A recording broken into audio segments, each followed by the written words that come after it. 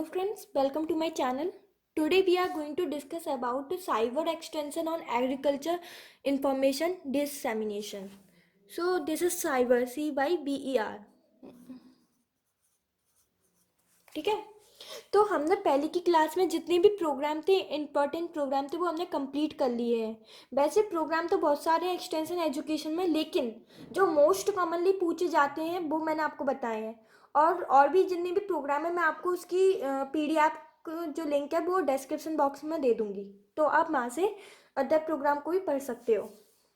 So now let us begin cyber extension on agriculture information dissemination. So देखिए, हमने पढ़ा था, हम क्या पढ़ रहे हैं, इस सब्जेक्ट का नाम है एग्रीकल्चर एक्सटेंशन एजुकेशन। सो अब आपको क्या लगता है कि जो एजुकेशन सिस्टम है वो क्या एक स्टैटिक है या फिर डायनामिक है? तो हम में से ज़्यादातर बच्चों का आंसर होगा ये एक डायनामिक प्रोसेस है। सो उसी तरह से एग्रीकल्चर एक्सटेंशन ये कोई स्टैटिक नहीं है, ये डायनामिक प्रोसेस है। मतलब इसका कभी एंड नहीं आता, बल्कि इसमें कुछ ना कुछ डेवलपमेंट होता रहता है। जैसे कि अभी तक हम ट्रेडिशनल वे में पहले क्या होता था कि किसी भी जो गवर्नमेंट होती थी वो एक्सटेंशन वर्कर को फार्मर्स के पास भेजती थी, और उनके थ्रू ही लैब से जो टेक्नोलॉजी थी उनका डिसेमिनेशन होता था। लेकिन nowadays due to advancement of technology, अब हम जानते हैं कि कितनी ज़्यादा टेक्नोलॉजी आ गई है, आर्टिफिशियल इंटेलिजेंसी का डेवलपमेंट हुआ है, और इंफॉर्मेशन एंड कम्युनिकेशन टेक्नोलॉजी में बहुत ही ज़्यादा डेवलपमेंट हुआ है। तो साइंटिस्ट ने इन सब चीज़ों को एग्रीकल्चर में क्या क्या बेनिफिट ला सकती हैं ये इंफॉर्मेशन एंड कम्युनिकेशन टेक्नोलॉजी, तो उनको अप्लाई किया एग्रीकल्चर यानी कि फार्म वर्क में, और एक्सटेंशन एजुकेशन को एक साइबर एक्सटेंशन के रूप में पेश किया। साइबर एक्सटेंशन का मतलब कुछ नहीं, जैसे कि हम कंप्यूटर होता है तो कंप्यूटर की हेल्प से हम कुछ भी नॉलेज ले रहे हैं, वेदर फोरकास्टिंग हो रही है, रेडियो टेलीविज़न मोबाइल फ़ोन्स, इनकी वजह से वेदर फोरकास्टिंग, हमें कौन कौन से पेस्ट कंट्रोल करने के लिए कौन कौन सी पेस्ट कंट्रोल मेथड अप्लाई करने हैं, इंटीग्रेटेड पेस्ट मैनेजमेंट, और इंसेक्ट को कंट्रोल करने के लिए हमें क्या क्या अप्लाई करना चाहिए, और किस क्रॉप को हमें क्या क्या एग्रीकल्चर प्रैक्टिसेस की आवश्यकता है। तो ये सब चीज़ें आसान हो पाई हैं हमारी इंफॉर्मेशन एंड कम्युनिकेशन टेक्नोलॉजी की मदद से, जिससे फार्मर इजीली और फास्टली और एफिशिएंटली अपनी कोई भी रिक्वायरमेंट है, कोई भी इंफॉर्मेशन है वो प्राप्त कर सकते हैं। तो यही है इसका मतलब साइबर एक्सटेंशन का, यानी कि हमें कंप्यूटर मोबाइल रेडियो टेलीविज़न इनकी मदद से इंफॉर्मेशन का ट्रांसफ़र करना।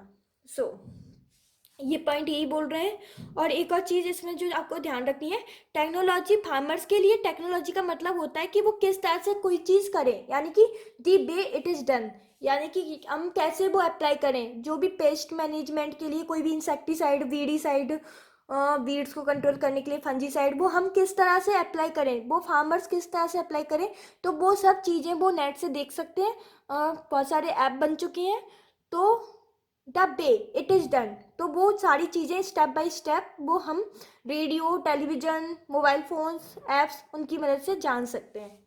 सो एग्रीकल्चर टेक्नोलॉजी वो दो तरह की होती है, एक तो मटेरियल टेक्नोलॉजी और एक होती है knowledge based technology.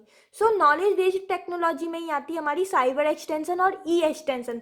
Cyber extension को हम एक और नाम से जानते हैं, वो जानते हैं electronic extension, e extension. Okay, so collaboration of agricultural extension services and information technology का क्या हो गया, कोलैबोरेशन। साइबर एक्सटेंशन माने कि agriculture extension plus information technology, so इन दोनों ने मिलके बनाया हमारा साइबर एक्सटेंशन। तो चलिए अब हम इसकी एक प्रॉपर वे में डेफिनेशन को समझ लेते हैं। ओके,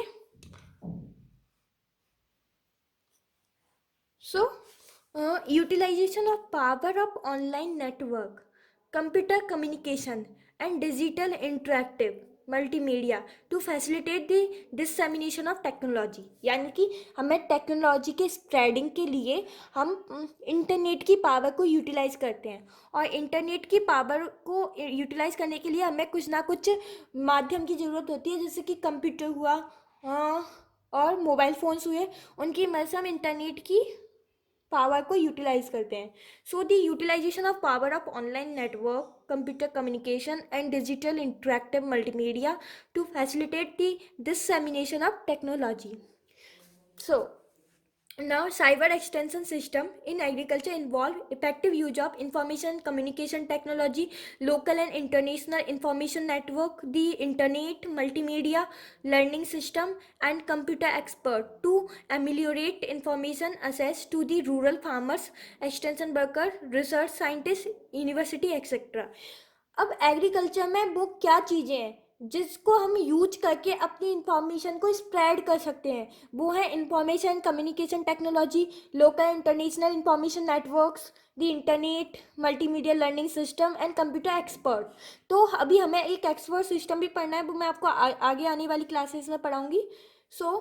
तो इनको यूज करके हम साइंटिस्ट से जो भी वो रिसर्च कर रहे हैं, जो भी वो टेक्नोलॉजी नई डेवलप कर रहे हैं, उनको हम ट्रांसफ़र कर सकते हैं फार्मर्स तक, वो भी इजीली और एफिशिएंटली. सो ये पॉइंट कह रहा है.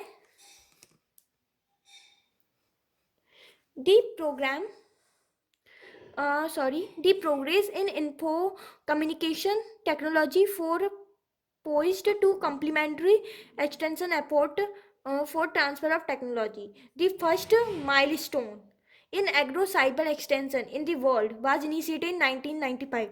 ये कह रहा है कि जो पहला जो एग्रो साइबर एक्सटेंशन पूरे वर्ल्ड में कब आया था, वो आया था 1995 में by agricultural research information system के द्वारा, ARTIS. ये वाला इस पर डबल स्टार मार्क कर लो, ये वाला आपके एमसीक्यूज में आ सकता है कि पहली बार एग्रो साइबर एक्सटेंशन का यूज कब हुआ, यानी कि 1995 में, और किसके द्वारा हुआ, एग्रीकल्चरल रिसर्च इंफॉर्मेटिव सिस्टम के द्वारा, इंफॉर्मेशन सिस्टम के द्वारा, करेंटली नोन एज. और इसको हम आज के ज़माने में, आज के समय में हम किस नाम से जानते हैं एग्रीकल्चर रिसर्च इंफॉर्मेटिव सिस्टम को, वो हम जानते हैं दी एग्रीकल्चर नॉलेज मैनेजमेंट यूनिट के नाम से हम जानते हैं. तो ये ये जो फुल फॉर्म है ये ARIS की और AKMU की, वो आपको आनी चाहिए. AKMU की फुल फॉर्म है एग्रीकल्चर नॉलेज मैनेजमेंट यूनिट, और ARIS की फुल फॉर्म है वो है agriculture research information system. Okay. So ये हमारा हो गया जो बेसिक डेफिनेशन थी साइबर एक्सटेंशन की. अब हम एक एक क्वेश्चन से डील करेंगे. Why cyber extension is so important to farmer, कि साइबर एक्सटेंशन फार्मर के लिए क्यों आवश्यक है. तो वो इसलिए cyber extension opens the gate of information flow to reach their platform palm top. The main focus of information and communication technology in agriculture is meeting the farmers need for information. क्योंकि ताकि जो information है वो बहुत efficiently and fastly जो farmer है उसके पास easily access हो जाए. और जो न्यू फोकस है, यानी कि मेन फोकस है ICT के ऊपर in agriculture, is the to meet information to farmers, यानी कि फार्मर के पास जो इंफॉर्मेशन है वो आसानी से पहुंच जाए. तो ओवरऑल इसकी इंपॉर्टेंस यही है कि हम फार्मर्स तक जो भी इंफॉर्मेशन है, कोई भी रिसर्च है, कोई भी टेक्नोलॉजी है, वो आसानी से हम फार्मर्स तक पहुंचा सकें. सो यही इसका बहुत महत्वपूर्ण यूज है साइबर एक्सटेंशन का.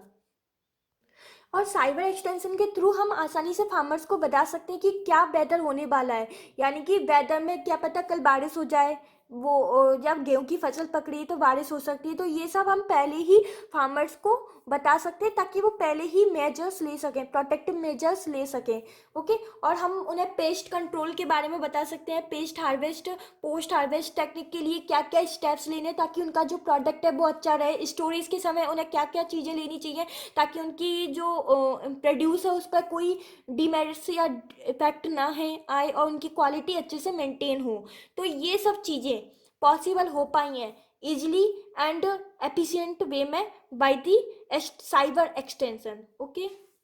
To make cyber extension to be effective there are some imperative tools to be setup, यानी कि साइबर एक्सटेंशन को इफेक्टिव तो हमें बनाना ही है ताकि हम फार्मर्स तक इंफॉर्मेशन को असेस कर सकें. तो उसके लिए जो साइंटिस्ट हैं उन्होंने कुछ टूल्स बनाए, जैसे कि ईमेल हुआ हमारा, टेलनेट हुआ हमारा, FTP यानी कि फाइल ट्रांसफर प्रोटोकॉल हुआ, गोफर हुआ. ऐसी बहुत सारी चीज़ें बनाई, ऐसी बहुत सारी टूल्स बनाए. उनसे हम डील करेंगे अपनी नेक्स्ट क्लास में, इसलिए वो पूरी देखिएगा आप। Thanks for watching.